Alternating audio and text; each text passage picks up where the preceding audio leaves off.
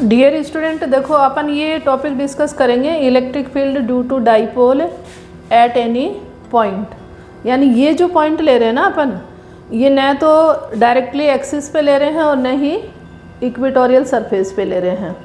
तो ये वाला जो डेरिवेशन है, ये बेटा डेरिवेशन तो आपको नहीं पूछा जाएगा, पर नीट और जेई में इसका जो फॉर्मूला है, इसके फॉर्मूले बेस्ड क्वेश्चन आते हैं। तो फॉर्मूला आपको याद हो जाएगा यदि अपन एक बार डेरिवेशन को देख भी लेंगे तो।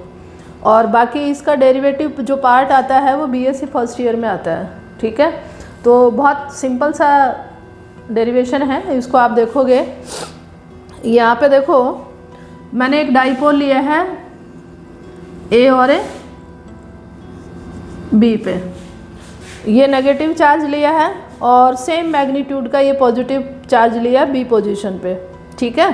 तो ओरिजिनल डाइपोल जो है वो अपने पास में क्या है, ए और ए बी पे है।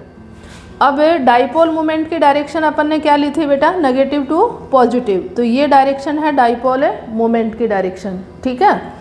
अब अपन पॉइंट ले रहे हैं, ऑब्जर्वेशन पॉइंट कहाँ ले रहे हैं, ये पी पॉइंट ले रहे हैं। तो मिड पॉइंट से इसका जो पोजीशन वेक्टर है आर, वो ये है, ठीक है ना।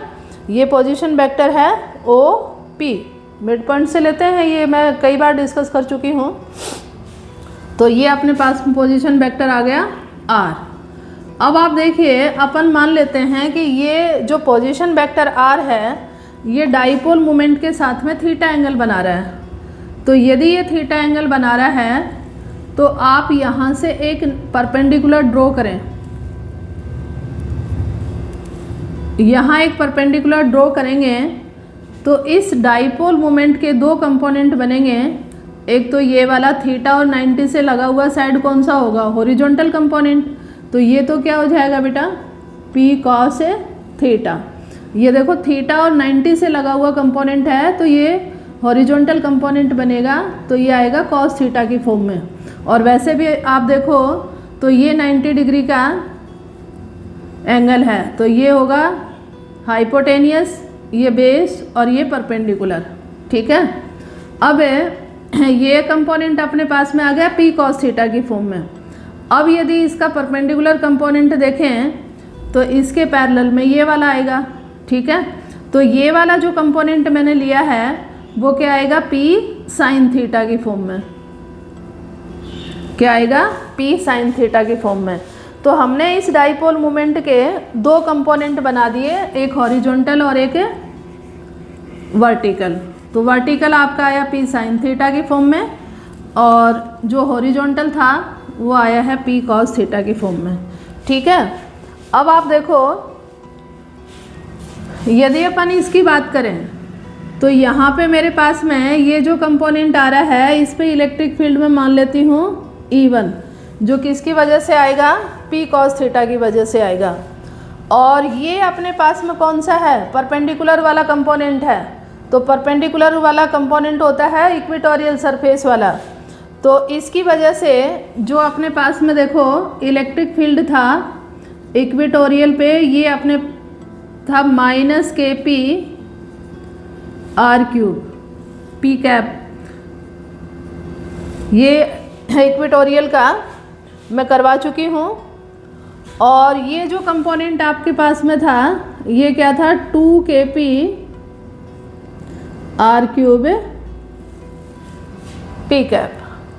अब यहाँ पे देखिए, ये नेगेटिव साइन है, ये परपेंडिकुलर वाला जो कंपोनेंट है ये नेगेटिव में आता है। तो यदि अपन इस नेगेटिव डायरेक्शन को इसकी परपेंडिकुलर डायरेक्शन में लें तो ये और ये अपने पास में क्या हो गई, पैरेलल हो गई, ठीक है।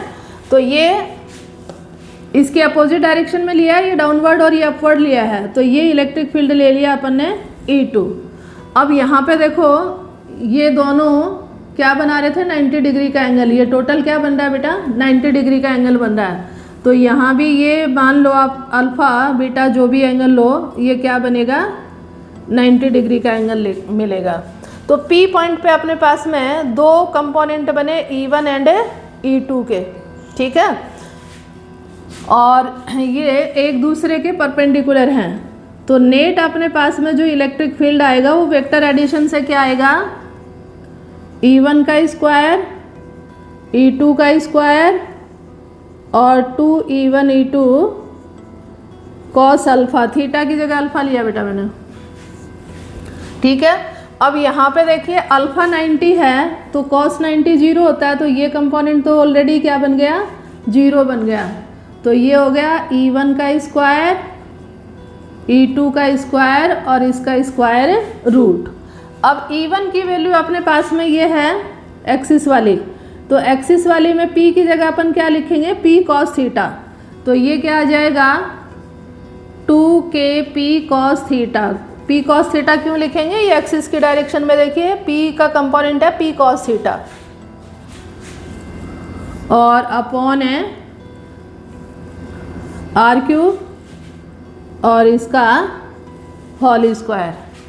और ये जो E2 वाला है ये कंपोनेंट है, नेगेटिव डायरेक्शन अपन ने यहाँ पे उल्टा ले लिया है, तो ये नेगेटिव तो अपने आप ही पॉजिटिव में कन्वर्ट हो गया। और P की जगह क्या पुट करेंगे यहाँ पे, P साइन थीटा। तो ये क्या हो जाएगा KP sine theta r cube का होल स्क्वायर और इसका स्क्वायर रूट। अब इसमें देखो स्क्वायर करेंगे तो KP r cube whole square यहाँ भी है और KP आर क्यूब है होल स्क्वायर यहाँ भी है, तो स्क्वायर को स्क्वायर रूट से बाहर निकालोगे तो ये अपने पास में आ जाएगा KP आर क्यूब और स्क्वायर रूट में बेटा क्या बचेगा, ये 2, तो 2 का स्क्वायर क्या हो गया 4 और कॉस स्क्वायर थीटा, यहाँ पे आपका क्या बचा साइन, तो ये हो जाएगा साइन स्क्वायर थीटा। तो या तो आप इस फॉर्म में याद रखें या फिर इसको कॉस में ही कन्वर्ट कर लें, तो साइन की वैल्यू क्या होती है 1 माइनस कॉस स्क्वायर थीटा। तो ये क्या हो जाएगा KP आर क्यूब और 4 कॉस स्क्वायर थीटा और ये हो जाएगा 1 माइनस कॉस स्क्वायर थीटा।